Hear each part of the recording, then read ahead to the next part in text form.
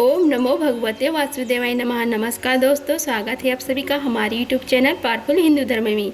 आज हम आप सभी को कार्तिक मास में कथा अध्याय 17 और 18 का रसपान कराएंगे।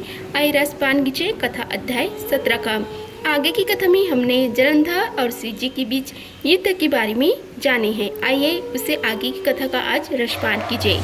भक्ति से भरे भाव हे हरि मेरी मन उपजाओ, 17 अध्याय कार्तिक कृपा दृष्टि कर जाओ।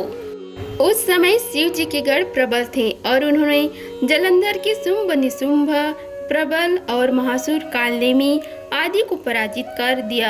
यह देखकर सागर पुत्र जलंधर एक विशाल रथ पर चढ़कर, जिस पर लंबी पताका लगी हुई थी, युद्ध भूमि में आया। इधर जय और शील नामक शंकर जी के गढ़ भी युद्ध में तत्पर होकर गर्जना करने लगी। इस प्रकार दोनों सेनाओं के हाथी घोड़े संग भेरी और दोनों ओर के सिंहनाद से धरती त्रस्त हो गई। जलंधर ने कुहरे के समान असंख्य बाणों को फेंककर पृथ्वी से आकाश तक व्याप्त कर दिया और नंदी को 5, गणेश को 5, वीरभद्र को एक साथ ही 20 बाण मारकर उनके शरीर को छेद कर दिया और मेघ के समान गर्जना करने लगा। यह देख कार्तिकेय ने भी दैत्य जलंधर को अपनी शक्ति उठाकर मारी और घोर गर्जना किया, जिसके आघात से वह मूर्छित हो पृथ्वी पर गिर पड़ा। परंतु वह शीघ्र ही उठ पड़ा और क्रोधाविष्ट हो कार्तिकेय पर अपनी गदा से प्रहार करने लगा। ब्रह्म जी के वरदान की सफलता के लिए शंकर पुत्र कार्तिकेय पृथ्वी पर सो गए। गणेश जी भी गदा की प्रहार से व्याकुल होकर धरती पर गिर पड़ी। नंदी व्याकुल हो गदा प्रहार से पृथ्वी पर गिर गए। फिर दैत्य ने हाथ में परिध ले शीघ्र ही वीरभद्र को पृथ्वी पर गिराकर देखकर शंकर जी का गढ़ चिल्लाते हुए संग्राम भूमि छोड़ बड़े वेग से भाग चले। वे भागे हुए गढ़ शीघ्र ही शिव जी के पास आ गए और व्याकुलता से युद्ध का सब समाचार का सुनाया। लीलाधारी भगवान शंकर ने हे अभय दे सबका संतोष वर्धन किया। आइए आगे की कथा अध्याय 18 का रसपान कीजिए। लिखता हूँ माँ पुराण की सीधी सच्ची बात। 18वां अध्याय कार्तिक मुक्ति का वरदात। आइए आगे की कथा का रसपान कीजिए। अवृत रूप महाप्रभु शंकर जी नदी पर चढ़कर युद्ध भूमि में आए। उनको आए देखकर उनके पराजित गढ़ फिर लौट आए और सिंहनाद करते हुए अयोध्या से दैत्यों पर प्रहार करने लगे। भीषण रूपधारी रुद्र को देख दैत्य भागने लगे। तब जलंधर हजारों बार छोड़ता हुआ शंकर जी की ओर दौड़ा। उसके शुंभ निशुंभ आदि वीर भी शंकर जी की ओर दौड़े। इतने में शंकर जी ने जलंधर के सब बाण जालों को काट अपने अन्य बाणों की आदि से दैत्य को अपने फरसे से मार डाला। खडगोर्मा नामक दैत्य को अपने फरसे से मार डाला और बलहक का भी सिर काट दिया। घसमर भी मारा गया और शिवगढ़ किसी ने प्रचंड नामक दैत्य का सिर काट डाला। किसी को शिव जी के बल ने मारा और कई उनके बाणों द्वारा मारे गए। यह देखकर जलंधर अपने शुंभ आदि दैत्यों को धिक्कारने और भयभीतों को धैर्य देने लगा, पर किसी प्रकार भी उसके भय ग्रस्त दैत्य युद्ध को न आते थे। तब दैत्य सेना पलायन आरंभ कर दिया। तब महायुद्ध क्रोध जलंधर ने शिव जी को ललकारा और 70 बाण मारकर शिव जी को दग्ध कर दिया। शिव जी उनके बाणों को काटते रहे, यहाँ तक कि उन्होंने जलंधर की ध्वजा, छत्र और धनुष को काट दिया। फिर 7 बार से उसके शरीर में भी तीव्र आघात पहुंचाया। धनुष के कट जाने से जलंधर ने गदा उठाई। शिव जी ने उसकी गदा के टुकड़े कर दिए। तब उसने समझा कि शंकर मुझसे अधिक बलवान है। अतएव उसने गंधर्व माया उत्पन्न कर दी। अनेक गंधर्व अप्सराओं के गढ़ पैदा हो गए। वीणा और मृदंग आदि बाजों के साथ नृत्य वहाँ गान होने लगा। इससे अपने गढ़ों सहित रुद्र भी मोहित हो एकाग्र हो गए। उन्होंने युद्ध करना बंद कर दिया। फिर तो काम मोहित जलंधर बड़ी शीघ्रता से शंकर का रूप धारण कर वृषभ पर बैठकर माता पार्वती के पास पहुंचा। उधर जब पार्वती ने अपने पति को आता देखा तो अपनी सखियों का साथ छोड़ दिया और आगे आई। उन्हीं देख काम अतुल जलंधर का वीर्यपात हो गया और उसके पवन से वह जड़ भी हो गया।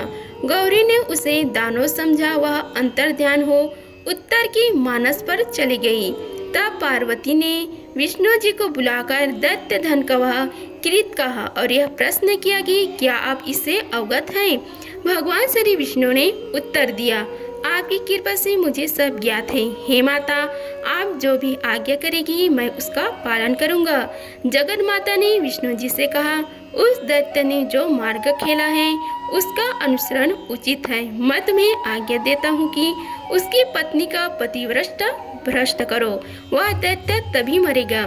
पार्वती जी की आज्ञा पाते ही श्री हरि विष्णु जी उसको शिरोधार्य कर छल करने के लिए जलंधर के नगर की ओर चले गए।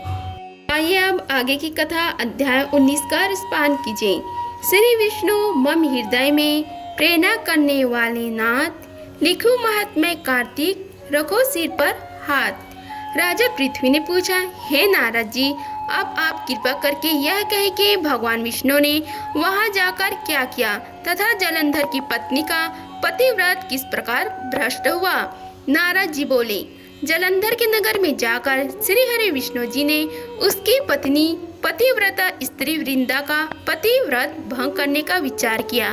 वे उसके नगर के उद्यान में जाकर ठहर गए और रात में उसको स्वप्न दिया।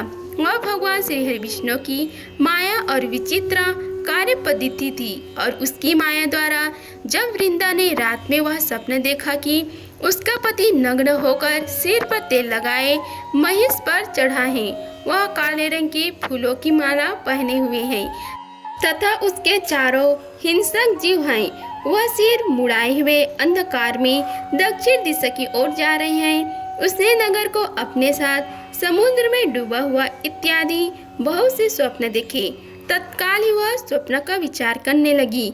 इतने में ही उसने सूर्यदेव को उदय होते हुए देखा तो सूर्य में उसे एक छिद्र दिखाई दिया तथा वह कांतिहीन था। इसे उसने अनिष्ट जाना और वह भयभीत हो रोती हो छलजे अटारी तथा भूमि कहीं भी शांति को प्राप्त न हुई। फिर अपनी 2 सखियों के साथ उपवन में गई, वहाँ भी उसे शांति नहीं मिली।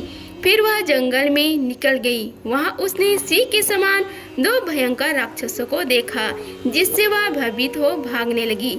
उसी क्षण उसके समक्ष अपने शिष्यों सहित शांत मौनी तपस्वी वहाँ आ गया। भयभीत वृंदा उसके गले में अपना हाथ डाल उससे रक्षा की याचना करने लगी। मुनि ने अपनी एक ही हुंकार से उन राक्षसों को भगा दिया। वृंदा को आश्चर्य हुआ तथा वह भय से मुक्त हो मुनिनाथ को हाथ जोड़कर प्रणाम करने लगी। फिर उसने मुनि से अपने पति के संबंध में उसके कुशल क्षेम का प्रश्न किया। उसी समय 2 वानर मुनि के समक्ष आकर हाथ जोड़ खड़े हो गए और जो ही मुनि ने भ्रिकुटी संकेत किया ते ही वे उछड़कर आकाश मार्ग से चले गए। फिर जलंधर का सिर और धड़ लिए मुनि के आगे आ गए। तब अपने पति को मृत हुआ जान वृंदा मूर्छित हो पृथ्वी पर गिर पड़ी और अनेक प्रकार से दारुण विलाप करने लगी। पश्चात उस मुनि से कहा, हे कृपा निधि, आप मेरी इस पति को जीवित कर दीजिए।